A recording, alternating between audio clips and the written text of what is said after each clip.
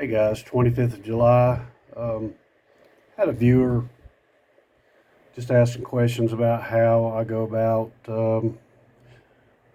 determining kind of what to look at in a creek. You know, there's just so much there. And there's a number of things actually. But a lot of it gets down to initially to geometric shapes. Something that looks a little bit unusual, a little bit different than just a normal river rock. I'm going to pick up, and we'll go over some of the other things that I look for, but let's start here. These are some items here that came off of our farm. My father-in-law collected, and very unusual. I can't say I know what they were used for, but got ovals here. Some of this really beautiful turquoise slate. I've actually never seen this before. I've been up here for 17 years now. Another piece, highly polished pieces.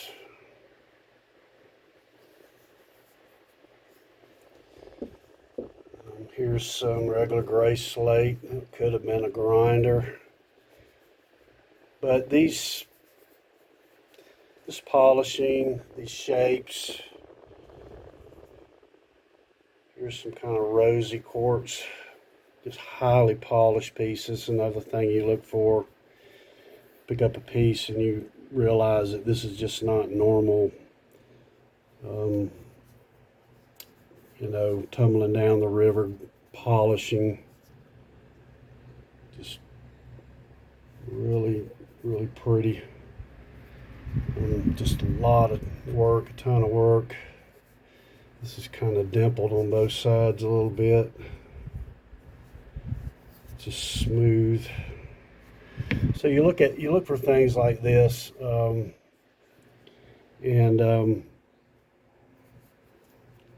like I said, you'll know when you pick them up and look at them really close that they're not. This polishing is not going to be something that you'll find that's done naturally. And here's just a perfect oval.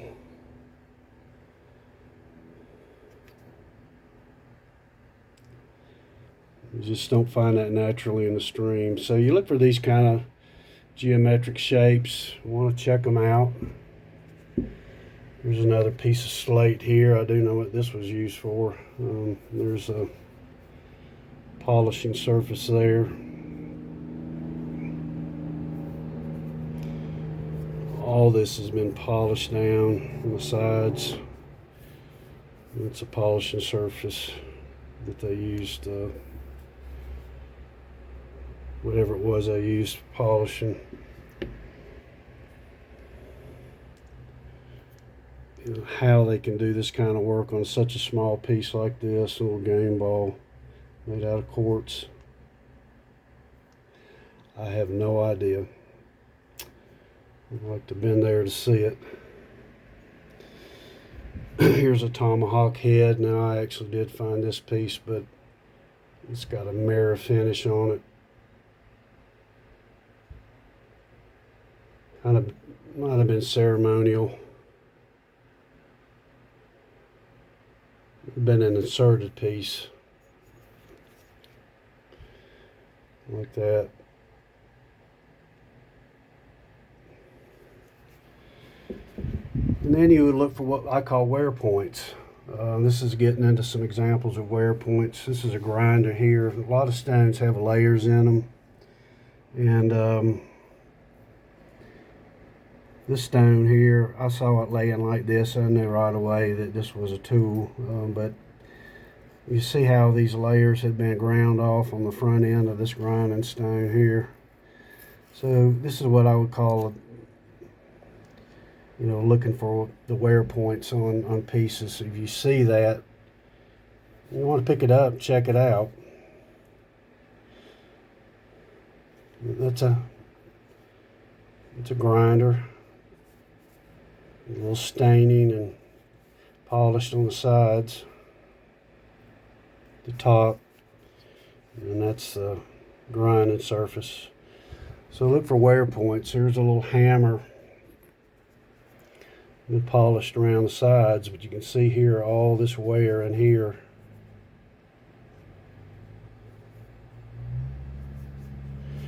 Little hammer probably used for crushing acorns and nuts, grain. A little bit bigger example here.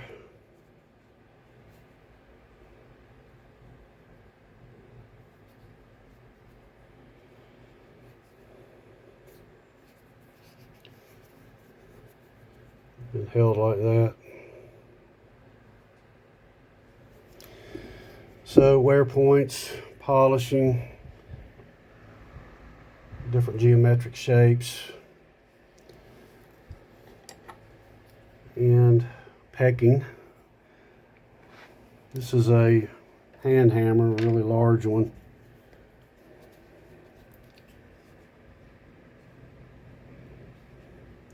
If you look at this stone,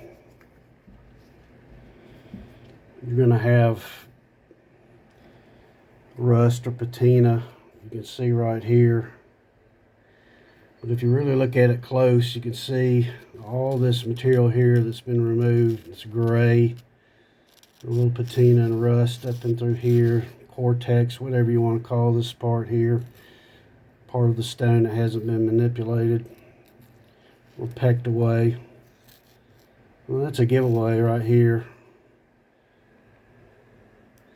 This stone was pecked.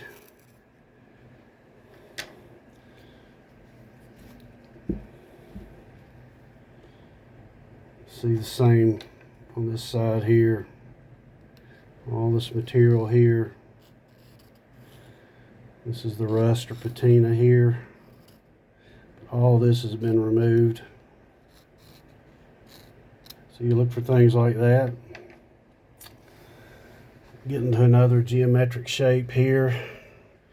There's a large rectangular piece here. It's a sanding block.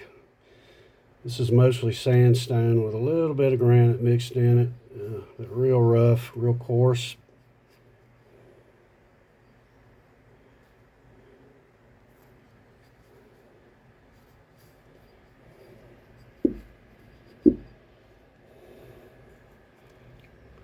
This is another piece of sandstone here.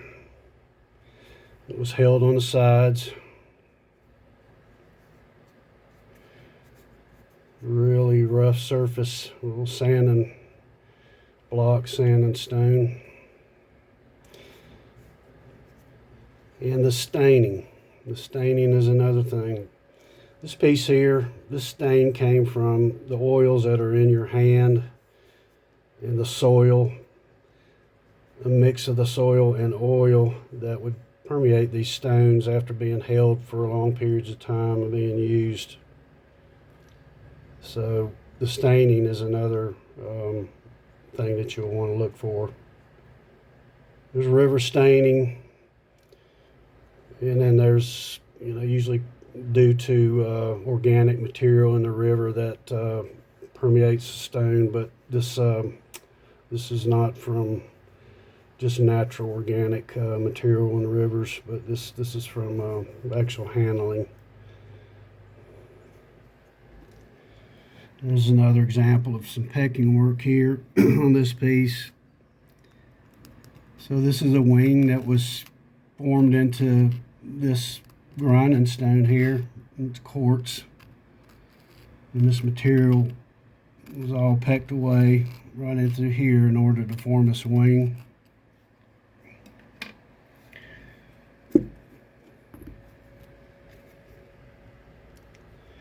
And then they did some rough chipping around the edges and then kind of polished it off just a little bit to make it where it wasn't uncomfortable to handle.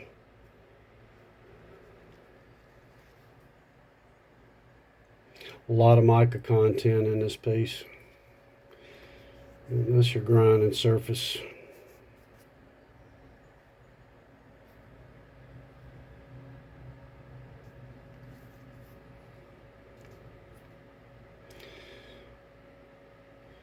I see this occasionally, these wings in stones, not real prevalent, but I have others. And they'll make tools in the shape of birds in this culture here. This is actually a tool. I'm not going to call it an effigy or anything like that, but they would make them in the shape of birds and be the head, the body, and wing. You see where they've chipped it all away here. And that's a grinding surface. So this was a little hand grinder.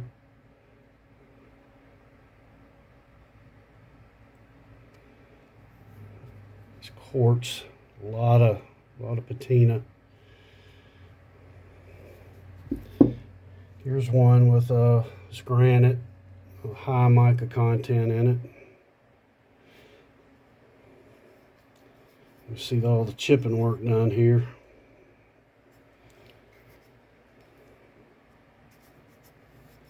It's the grind inside.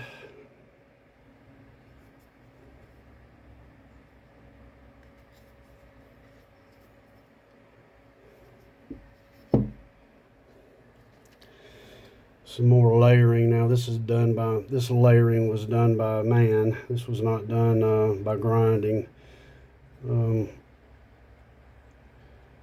They layered this piece down. This is a grinder also in order to clear your fingers.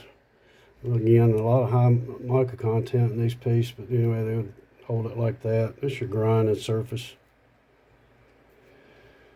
And getting back to the staining, again, this is from, you can see these large chip marks here. And then the staining, that's from your hands. I have no idea how old this piece is.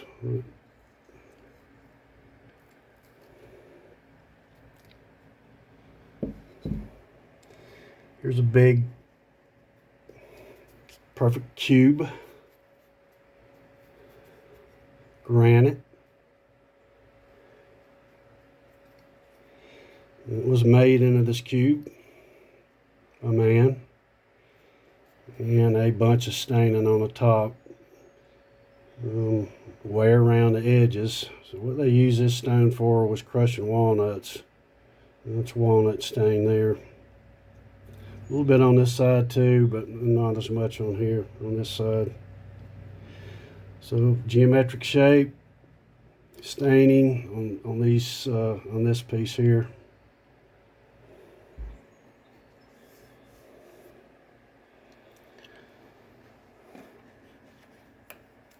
Again with the pecking, you see all this material that's been removed here.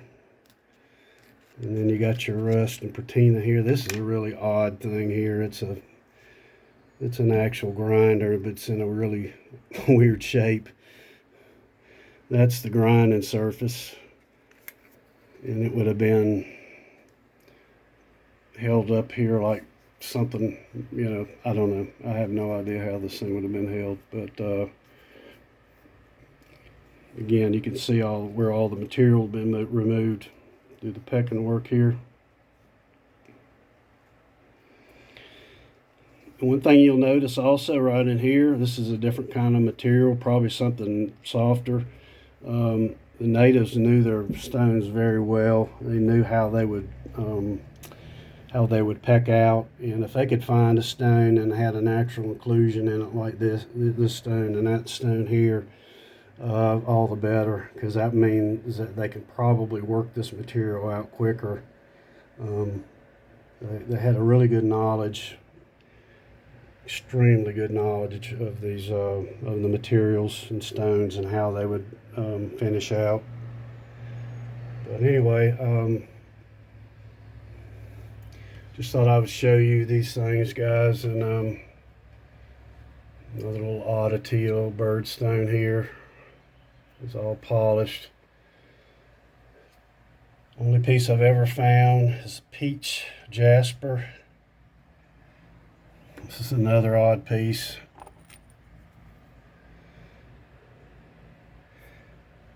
Piece of sandstone with some kind of green material running through the middle of it. It's been all chipped. Have no idea, guys. Big piece of mica. Would have been probably for ceremonial pieces. And then we got Ralph. This has all been removed here around the top. It's fine pecking. Say hello, Ralph.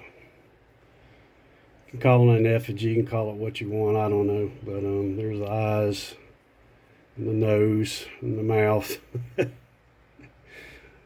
I don't know what what was going on here.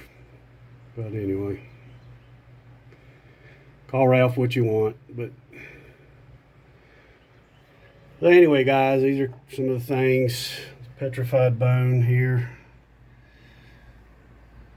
Anyway, hope you guys are doing well. Maybe this will help you out a little bit when you're out looking, and hope you're doing well. Have a good day.